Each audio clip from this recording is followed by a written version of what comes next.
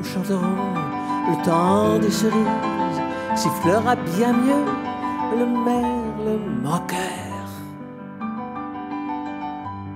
Le temps des cerises, c'est réellement le symbole de la manière dont fonctionne notre culture populaire, en termes esthétiques comme en termes politiques. Le temps des cerises est créé en 1867-1868, sans grand succès, semble-t-il. On n'a à peu près aucun témoignage avant 1870 du succès ou de l'insuccès du temps des cerises. Simplement, quand Clément revient en France, quand l'auteur du texte revient en France après des années d'exil en Grande-Bretagne, après avoir été condamné à mort par contumace, il publie un recueil de ses poèmes. Et il dédie le temps des cerises à l'ambulancière d'une des dernières barricades de Paris. Et cette chanson qui raconte comment c'était joli avant devient soudain pour le camp de la gauche, pour les socialistes qui se souviennent à la fois des morts et de la défaite de leurs idéaux, elle devient une espèce de symbole, mais de symbole très circonscrit au monde des anciens combattants de l'ultra-gauche. Mais il est bien court, le temps des cerises, où l'on s'en va d'eux, cueillir en rêvant des pendants d'oreilles.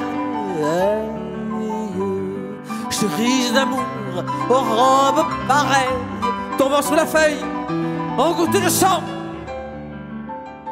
Et progressivement, de cercle en cercle, le temps des cerises va élargir son audience. Il y a des moments forts pour le temps des cerises, comme 1936.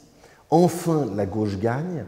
Donc, la gauche va de plus en plus se célébrer elle-même en tant que gauche en se remémorant de sa défaite. Et non pas en se remémorant du sang versé, mais en se remémorant de l'espoir et de l'amour. Mais il ne faut pas oublier que dans les cahiers de chant des chantiers de jeunesse sous Vichy, on trouve le temps des cerises.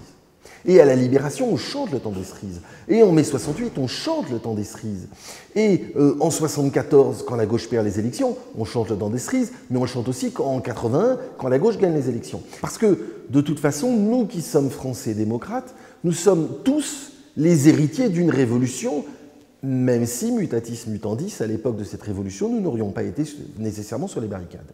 C'est-à-dire que nous tous, Français, nous partageons la Marseillaise, chant de la patrie en danger et de la gauche en 1792, même si en 1792, nous n'aurions pas été de ce côté-là. Et donc, le temps des cerises est devenu une chanson tout à fait innocente, en même temps que c'est une chanson engagée. C'est devenu une chanson clivante, en même temps que c'est une chanson consensuelle. Et comme dit Juliette Gréco, c'est une chanson d'amour, donc une chanson révolutionnaire, c'est une chanson révolutionnaire, donc une chanson d'amour.